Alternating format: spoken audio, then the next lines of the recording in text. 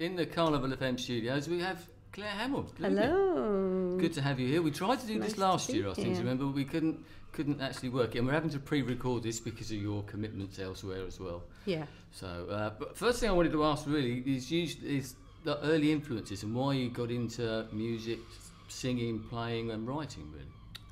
Well, I started writing songs when I was very young. It was just something that I did as a fun thing to do, really. And I think I wrote my first sort of love song when I was 13. Right. And I'd started playing guitar. Was interested in folk music. I was interested in pop music. But I didn't see it as a career. And music in my family was something that people just, all my family sang at parties. My grandma had a lovely voice, and my mum and my aunties all sang in harmony. So I definitely grew up in a kind of music house where music was really central to the enjoyment of the family. But I had become stage struck at a very early age when I saw my dad in amateur dramatics. And then I saw Judi Dench playing St. Joan on TV. So I actually wanted to be an actress. I didn't really want to be a singer. I didn't see singing as serious. I thought drama was serious, and I was going to be a serious actress, just like Judi Dench, and I was going to be St. John. I was going to be tortured, and I was going to do Shakespearean stuff and everything. But I was following that path. I went to at my school. My headmistress started a drama entrance curriculum for the Guildhall School of Music and Drama, and I was interested in the drama side, not the music side. Yeah. So where did the leap come then? Well, that's a funny thing. You see, I'd carried on writing. I was carrying on playing guitar and singing. And what actually happened was I went to a local club with my then boyfriend, who was older than me, just a few years older. I shouldn't really have got in there. I was only 16. But and then story. I know it is, isn't it? So the manager of the club was just standing there, and I just had this sort of weird moment where I just went up to him and said, "Can I play in your club?" And he went, "Oh." He looked down at me, of course, because I'm so short, and he went, "Well, do you sing?" I went, "Yes." "Do you write songs?" I said, "Actually, yes, I do. I play guitar." And he went, "Oh, well, you can come up on Friday night. We've got an acoustic night, and you can..." It was kind of, I think, a bit of an open mic sort of thing, but I think they had a guest, but it was very casual. I remember it was really hippie days, and everybody was lying on the floor on great big floor cushions. Overcoats. So it was, it was really, it was a nice chill out. I presume you got the bug then, did you? Well, because I was kind of winsome and little, and I had all my little songs, and I used to plait my hair really, really tight and then brush it, and it used to go, it was like a bush. And I was goofy, and everyone, "Oh, isn't she sweet? Oh, can we have her back?" I was like a little, mascot. They said, "Can we have her back next week?" So then I did a couple of gigs there, and then I opened up for Terry Reid.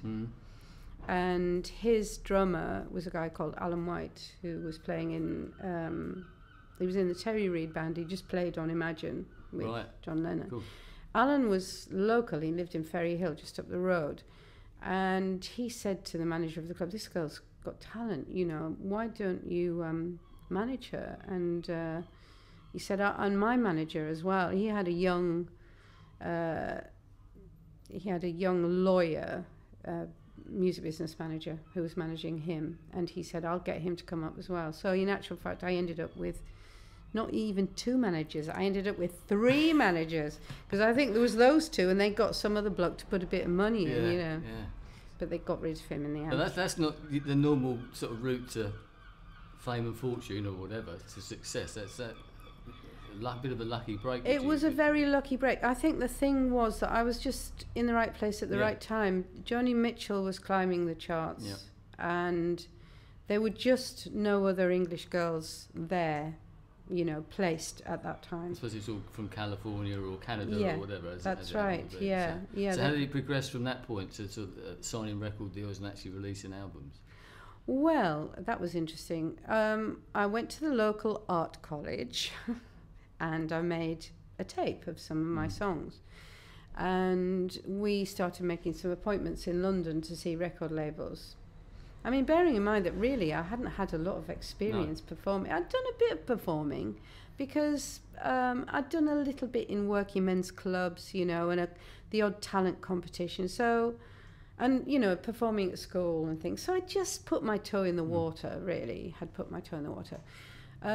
Anyway, we set up some meetings. I think the first one was WEA, and we went to see a chap there, Martin Wyatt.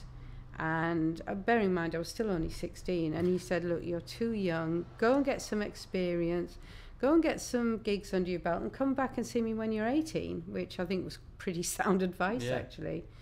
But then the following day, we had a meeting with Chris Blackwell set up. Really?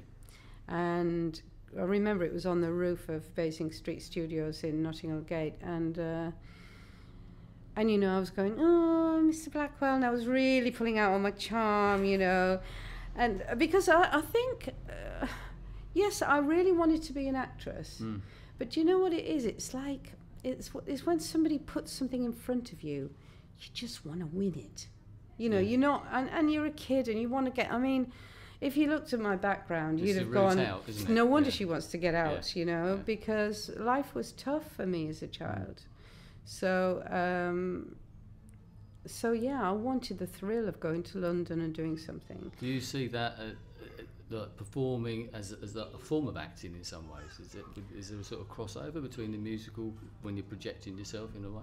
See what I mean? Well, I must admit that when I am singing, I do try and bring everything to the performance. I do try and put the song over. I do try and put myself in the emotion.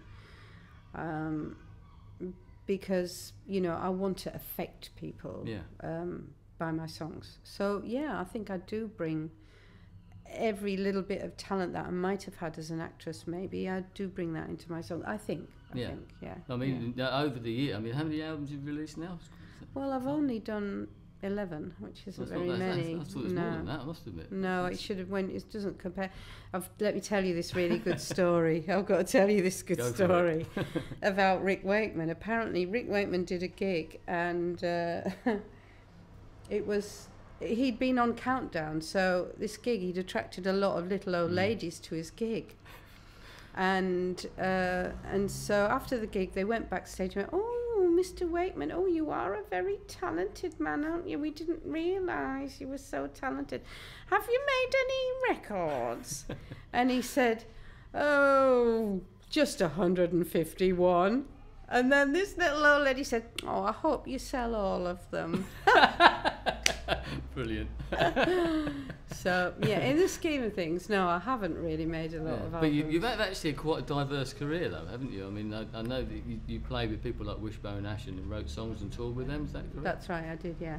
So, I mean, but then you've done, obviously, the folk stuff, that was probably a bit more rocky, or would you say that, with Wishbone Ash? Oh, yeah, that was definitely my rock's finest hour. I mean, to be perfectly honest, I really wanted to be a rock star. I really, really wanted to be a rock star.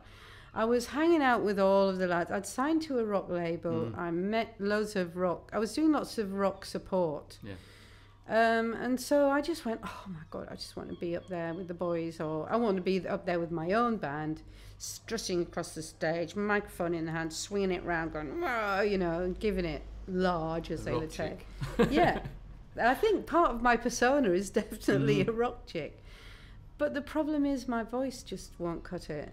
When I was in Wishbone, I was really pumping it out, you know, and I overtaxed my voice and I started to lose all my high notes.